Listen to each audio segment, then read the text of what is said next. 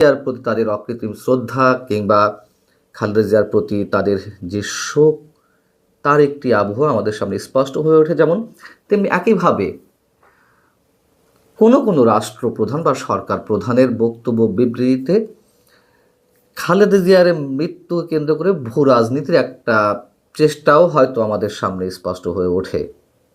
আসছে সে বিষয়ে, যেমন খালেদা জিয়ার জানাজায় উপস্থিত থাকতে বা তার প্রতি শেষ শ্রদ্ধা নিবেদনের জন্য এরই মধ্যে যারা বাংলাদেশে এসে উপস্থিত হবেন তাদের মধ্যে রয়েছেন ভারত, পাকিস্তান, ভুটান এবং নেপালের প্রধানমন্ত্রী, মালদ্বীপের শিক্ষামন্ত্রী।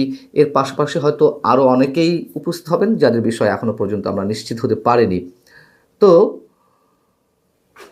যে শোক বার্তাগুলো আমাদের সামনে এসেছে সেখান থেকেও খালেদা জিয়ার প্রতি তাদের যে অকৃত্রিম শ্রদ্ধার বহিঃপ্রকাশ, সেটি আমরা অবশ্যই শ্রদ্ধার সঙ্গে স্মরণ করতে পারি। যেমন ভারত, পাকিস্তানের প্রধানমন্ত্রী, মালদ্বীপের প্রেসিডেন্ট, চীনের প্রধানমন্ত্রী, নেপালের প্রধানমন্ত্রী, ভারতের কংগ্রেস নেতা রাহুল গান্ধী, তারা তাদের অবস্থান থেকে শোকবার্তা পাঠিয়েছেন বা কেউ কেউ তাদের এক্সে পোস্ট করেছেন। আমরা তিনজন মানুষের তিনটি পোস্ট একটু উল্লেখ করতে চাই। যেমন ভারতের প্রধানমন্ত্রী নরেন্দ্র মোদী, তিনি লিখছেন 2015 সালের ঢাকায় তার সাথে অর্থাৎ খালেদা জিয়ার সাথে উষ্ণ সাক্ষাতের কথা স্মরণ করছি। তিনি বলছেন, আমি আশা করি তার দৃষ্টিভঙ্গি এবং উত্তরাধিকার আমাদের অংশীদারিত্বকে পরিচালিত করবে এবং তিনি তার আত্মার শান্তি কামনা করেছেন, প্রার্থনা জানিয়েছেন। বেগম জিয়া অসুস্থ থাকাকালীন এক বার্তায় তিনি তার আরোগ্য কামনা করেছিলেন এবং তার চিকিৎসার জন্য সব ধরনের সহযোগিতা করতে ভারত প্রস্তুত বলেও তিনি জানিয়েছিলেন। পাকিস্তানের প্রধানমন্ত্রী শেহবাজ শরীফ, তিনি লিখছেন, সাবেক এই প্রধানমন্ত্রীর ইন্তেকালে আমি গভীরভাবে শোকাহত। বাংলাদেশের উন্নয়ন ও অগ্রগতির প্রতি তার আজীবন সেবা এক স্থায়ী ঐতিহ্য তৈরি করে গেছে। বেগম জিয়া পাকিস্তানের একজন আন্তরিক এবং অঙ্গীকারবদ্ধ বন্ধু ছিলেন। চীনের প্রধানমন্ত্রী লি চিয়াং, তিনি যে স্টেটমেন্ট দিয়েছেন তা হচ্ছে এরকম যে তার প্রধানমন্ত্রিত্বের সময়ে সহযোগিতার সমন্বিত অংশীদারিত্ব প্রতিষ্ঠা করেছিল চীন ও বাংলাদেশ। দীর্ঘমেয়াদী বন্ধুত্ব, সমতা ও পারস্পরিক মঙ্গলের বৈশিষ্ট্য নিয়ে গড়া এই অংশীদারিত্ব দ্বিপক্ষীয় সম্পর্কে উল্লেখযোগ্য অগ্রগতির পথ তৈরি করেছিল। বিষয় হচ্ছে যে বিভিন্ন দেশের সরকার কিংবা রাষ্ট্রপ্রধান থাকা অবস্থায় কারো মৃত্যুতে আমরা বিদেশি রাষ্ট্রগুলোর সরকার প্রধান বা রাষ্ট্রপ্রধানদের শোক বিবৃতি দেখি, শোক বার্তা দেখি, এমনকি বিরোধী নেতাদের মৃত্যুর পরেও বা মৃত্যুকে কেন্দ্র করেও তারা এই ধরনের স্টেটমেন্ট দিয়ে থাকেন, তবে সবার ক্ষেত্রে নয় নিশ্চয়ই, বিরোধী দলীয় নেতা থাকা অবস্থায়। কিন্তু খালেদা জিয়া তো এই মুহূর্তে সরকার প্রধান কিংবা বিরোধী দলীয় নেত্রী এর কোনোটিই নন। তারপরও আমরা দেখছি যে বিশ্বের বিভিন্ন প্রান্ত থেকে যথেষ্ট গুরুত্বের সঙ্গে তার প্রতি শ্রদ্ধা জানিয়ে যেই বক্তব্যগুলো, সেগুলো একেবারে উড়িয়ে দেওয়ার মতো নয়, যে দেওয়ার জন্য দিলাম তা নয় আসলে। এখন প্রশ্ন হচ্ছে যে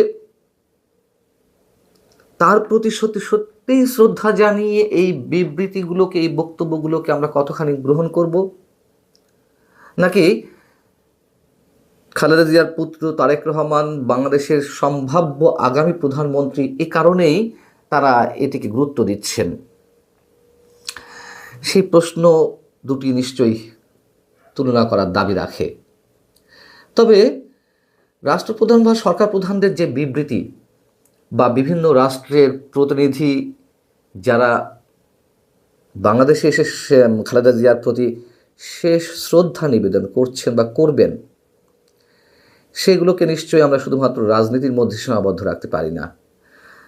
কারণ আন্তর্জাতিক বিভিন্ন গণমাধ্যমও যে ধরনের রিপোর্ট খালেদা জিয়ার মৃত্যুকে কেন্দ্র করে করেছে, তাতে আমরা নিশ্চয়ই এক অন্য ধরনের শ্রদ্ধাবোধ তার প্রতি আমরা দেখতেই পারি।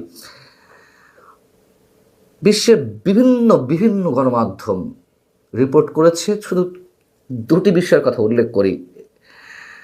একটা হচ্ছে আন্তর্জাতিক বার্তা সংস্থা এপি এবং মার্কিন সংবাদ মাধ্যম সিএনএন, তারা যেই শিরোনাম করেছে কাছাকাছি। মার্কিন বার্তা সংস্থা এপি বলছে শিরোনামে, বাংলাদেশের সাবেক প্রধানমন্ত্রী এবং শেখ হাসিনার প্রধান রাজনৈতিক প্রতিদ্বন্দ্বী খালেদা জিয়া ৮০ বছর বয়সে মারা গেছেন।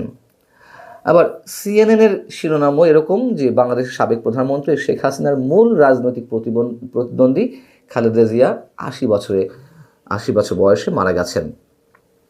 এবং সবচেয়ে উল্লেখযোগ্য যেটি, ভারতের বিভিন্ন গণমাধ্যম কিন্তু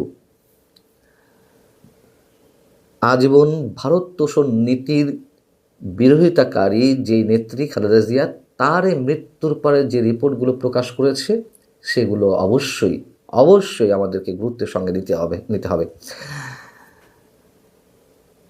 যেমন এনডিটিভি সহ কোনো গণমাধ্যম তাদের শিরোনাম করেছে এরকম, ভারত নীতি হচ্ছে যে ভারত নীতি নিয়ে বাংলাদেশের সাবেক প্রধানমন্ত্রী খালেদা জিয়া এবং শেখ হাসিনার দৃষ্টিভঙ্গি ভিন্ন। হাসিনা ভারতকে বন্ধুসুলভ হিসেবে দেখেন, খালেদা জিয়া তার প্রাথমিক বছরগুলোতে মোটামুটি সতর্ক, কখনো কখনো বিরোধী অবস্থান বজায় রাখেন, সর্বদা বাংলাদেশের সার্বভৌমত্বকে অগ্রাধিকার দিয়েছেন। এর উদাহরণ হিসেবে ধরা যায় ভারতের সঙ্গে স্থলপথ সংযোগ ও পরিবহন ব্যবস্থার প্রতি তার বিরোধিতা।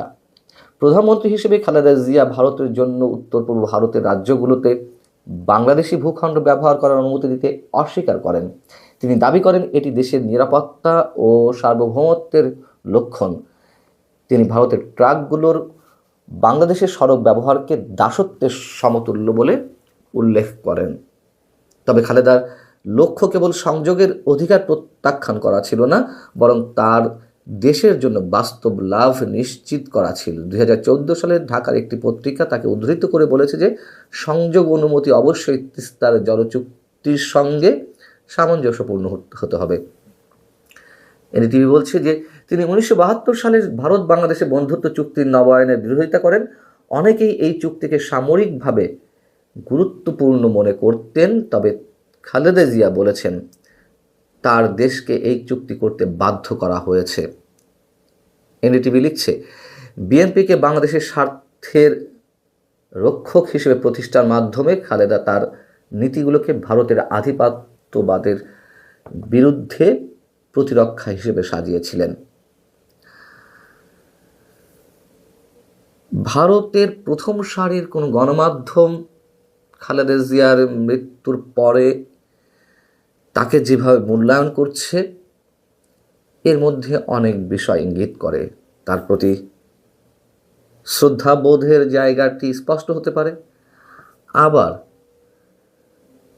নরেন্দ্র মোদীর যে বক্তব্য সাম্প্রতিক সময়ে এবং তারেক রহমান দেশে ফিরে আসার পর ভারতের এই গণমাধ্যমগুলো যেভাবে রিপোর্টিংগুলো করছে, তাতে আমাদের কাছে মনে হচ্ছে খালেদা জিয়াকে কেন্দ্র করে বা পরবর্তী পর্যায়ে এসে তারেক রহমানকে কেন্দ্র করে ভূ রাজনীতির কোনো ক্ষেত্রে বিশেষ ইঙ্গিত আমরা পেতে পারি। পাশাপাশি চীনের প্রধানমন্ত্রী যে পোস্ট করেছেন, শেহবাজ শরীফ যে পোস্ট করেছেন, তাতে আমরা এটুকু বলতে পারি যে এই যে চিরবৈরী সম্পন্ন রাষ্ট্রগুলোর যে প্রতিক্রিয়া, তাতে খালেদা জিয়া সম্ভবত এই 3 রাষ্ট্রকে এক বিন্দুতে এনে দাঁড় করিয়েছেন বাংলাদেশের প্রতি তাদের দৃষ্টিভঙ্গি প্রকাশের ক্ষেত্রে।